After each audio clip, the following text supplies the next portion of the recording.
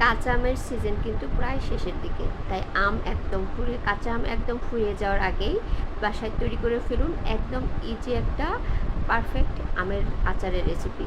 এটি খেতে যেমন মজা, এটি সংরক্ষণেরও ঝামেলা খুব কম।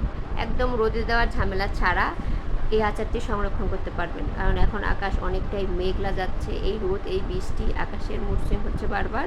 তাই এই আচারটি করতে গেলে রোদে দেওয়ার কোনো ঝামেলা নেই, রোদে দেওয়ার ঝামেলা ছাড়াই সুন্দর এই আমের আচারটি বানিয়ে সংরক্ষণ করতে পারবেন।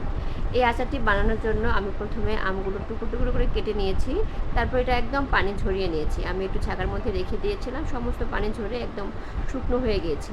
তারপর এখানে আমি সমস্ত শুকনো উপকরণগুলো আলাদা করে নিয়েছিলাম। আমি একটু শুকনো মরিচগুলো ভেজে একটু গুঁড়ো করে নিয়েছিলাম। তারপর এখানে সরিষার তেল দিয়ে কিন্তু আচারটা আমরা করেছি। সরিষার তেলে এখানে আমি 5 ফোড়ন দিয়েছি, তারপর একটু শুকনো মরিচ দিয়ে আমগুলো ওর মধ্যে ছেড়ে দিয়েছি। তারপর এখানে শুকনো যে উপকরণগুলো ছিল, গুঁড়া মশলা, পাঁচফোড়নের গুঁড়া, জিরার গুঁড়া, হলুদের গুঁড়া, মরিচের গুঁড়া, সমস্ত উপকরণগুলো দিয়ে এটা আমি সুন্দর করে কষিয়ে নিয়েছি।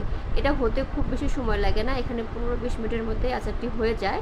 এই আচারে আমি একটু আস্ত রসুনও ব্যবহার করেছি। এই রসুনটি একটু শেষের দিকে দিয়েছি যাতে একদম গলে না যায়, এটা খেতেও কিন্তু খুব মজা হয় রসুনটা। আর এখানে আমি 2 চামচের মতো ভিনেগার ইউজ করেছি, এর বেশি পরিমাণ ভিনেগার ইউজ করার প্রয়োজন নেই।